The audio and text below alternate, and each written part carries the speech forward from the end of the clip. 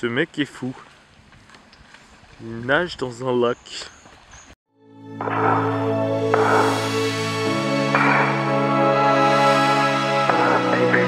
Take one moment, look at the overhead windows on Discovery.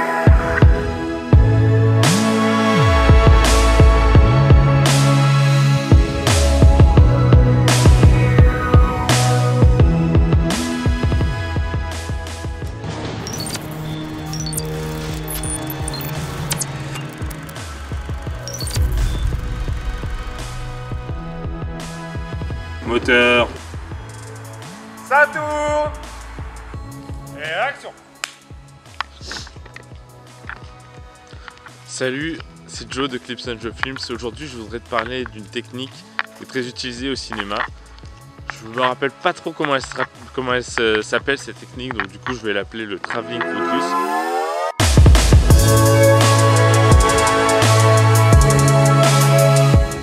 C'est le fait d'avoir ton premier plan qui est en focus et ton arrière-plan qui ne l'est pas, donc qui est flou. Et ensuite de changer le focus, donc de faire à ce que ton arrière-plan soit net et que ton premier plan soit flou.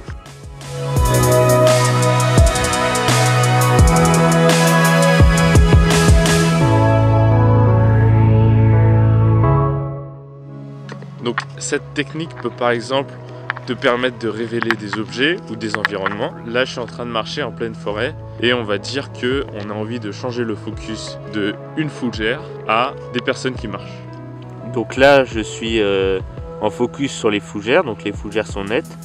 Et ensuite, il suffit que je tourne la bague et petit à petit, mon arrière-plan sera net. Donc là, c'est cool parce qu'en fait, on est dans un environnement qui a beaucoup d'objets entre l'arrière-plan et le premier plan. Parce que c'est une forêt, donc dans une forêt, comme il y a plein d'arbres entre la position où tu es et l'horizon, tu as plein de points de focus que tu peux faire.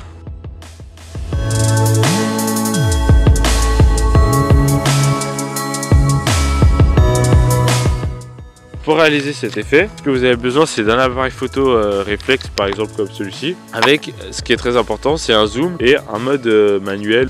Alors ce qu'il faut, c'est zoomer un max, mettre une ouverture, là c'est 5.6, donc c'est l'ouverture maximum. Il y a mon premier élément qui est en focus, et ensuite il suffit que je tourne la bague petit à petit, et j'aurai les autres éléments qui vont venir en focus. Et donc le but du jeu, c'est d'être bien sûr le plus fluide avec ses doigts possible. Donc il faut avoir une profondeur de champ petite. La profondeur de champ, en fait, c'est la distance qu'il y a entre l'objet le plus loin qui est en focus et l'objet le plus proche qui est en focus. Donc ce que tu peux faire, c'est mettre ta focale au max et ouvrir au max. Et comme ça, tu auras une profondeur de champ super faible.